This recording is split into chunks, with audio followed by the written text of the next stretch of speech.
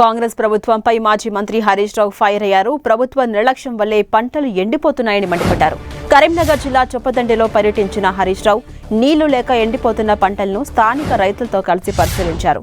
ప్రతీకారం అనుకుంటే మమ్మల్ని జైల్లో పెట్టండి, కానీ రైతులను ఎందుకు గోస పెడుతున్నారని మండిపడ్డారు. మేడిగడ్డ పిల్లర్ రిపేర్ చేయకపోయినా వాటర్ లిఫ్ట్ చేయొచ్చని తెలిసినా కూడా ఉద్దేశపూర్వకంగానే కాళేశ్వరం ప్రాజెక్టును బద్నాం చేస్తున్నారంటూ విమర్శలు గుప్పించారు హరీష్ రావు.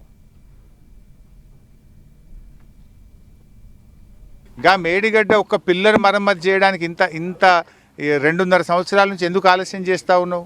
ఎందుకు రైతుల ఉసురు పోసుకుంటున్నావు? ఇప్పుడు ఇంత ఎండల్లో కూడా గోదావరిలో మేడిగడ్డ కాడ నీళ్లు పోతున్నాయి. ఆ పిల్లర్ మరమ్మతు చేస్తే ఆ నీళ్లు తెచ్చుకొని బంగారం వాళ్ళ రైతులకు నీళ్ళు ఇవ్వచ్చు కదా. ఇలా గోపాలరావుపల్లిలో పంటలు ఎందుకు ఎండాలి?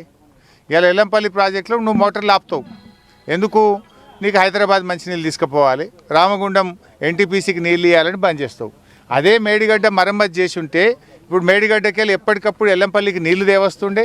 ఎల్లంపల్లిలో మోటార్లు నడిస్తే నారాయణపూర్లో మోటార్లు నడుస్తుండే. ఇప్పుడు ఎల్లంపల్లి బంద్ పెట్టినావు, నారాయణపూర్లో 2 మోటార్లు నడిచే కాడ 1 మోటార్ నడిచే వరకు ఇవాళ గోపాలరావుపల్లిలో పంటలు ఎండిపోతున్నాయి. దీనికి కారణం నీ మూర్ఖత్వం వల్ల, కక్ష వల్ల, నీ పగ వల్ల.